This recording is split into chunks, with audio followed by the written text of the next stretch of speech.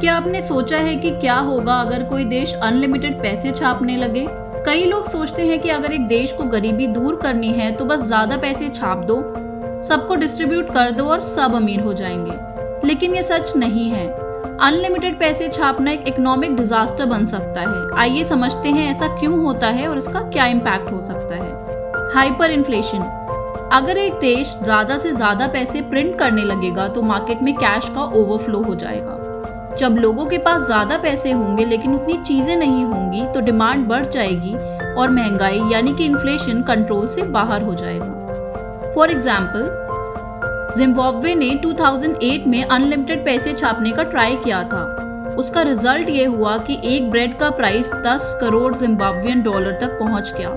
लोग 1 किलो चावल खरीदने के लिए ठेली भर के पैसे लेके जाने लगे।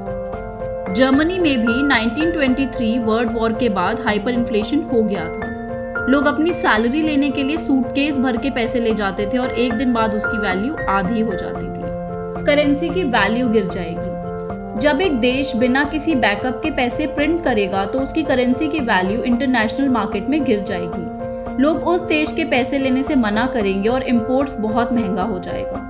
फॉर एग्जाम्पल, वेनेजुएला ने 2016 से 2018 के बीच में बहुत ज्यादा पैसे प्रिंट किए और उसका करेंसी बॉलीवर वर्थलेस हो गया। एक कप कॉफी लेने के लिए लोगों को लाखों बॉलीवर्स देने पड़ते थे। सेविंग्स और सैलरी का वैल्यू खत्म हो जाएगा। अगर महंगाई अनकंट्रोलेबल हो गई तो लोगों की सेविंग्स और सैलरी का कोई मतलब नहीं रहेगा। अगर आज आपके बैंक में 1 लाख रुपए हैं लेकिन एक दिन बाद 1 किलो दाल भी 1 लाख की हो जाए तो आपका पैसा किसी काम का नहीं रहेगा।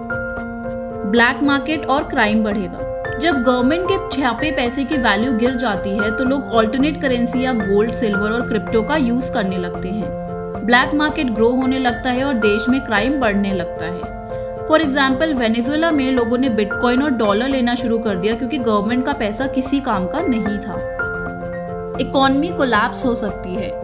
अगर एक देश अनलिमिटेड पैसे प्रिंट करता रहा तो एक दिन ऐसा आएगा जब उसकी इकोनॉमी पूरी तरह से कोलैप्स कर जाएगी।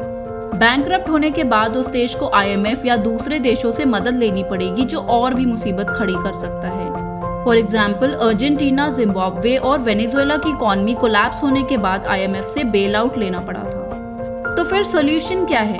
पैसे प्रिंट करने का एक बैलेंस होना चाहिए जिसमें GDP और प्रोडक्शन कैपेसिटी को ध्यान में रखा जाए। प्रोडक्टिविटी और जॉब्स क्रिएट करना ज्यादा इंपॉर्टेंट है, सिर्फ पैसे प्रिंट करना सॉल्यूशन नहीं है। इन्वेस्टमेंट्स और एक्सपोर्ट्स बढ़ाने चाहिए ताकि देश में एक्चुअल इकोनॉमिक ग्रोथ हो।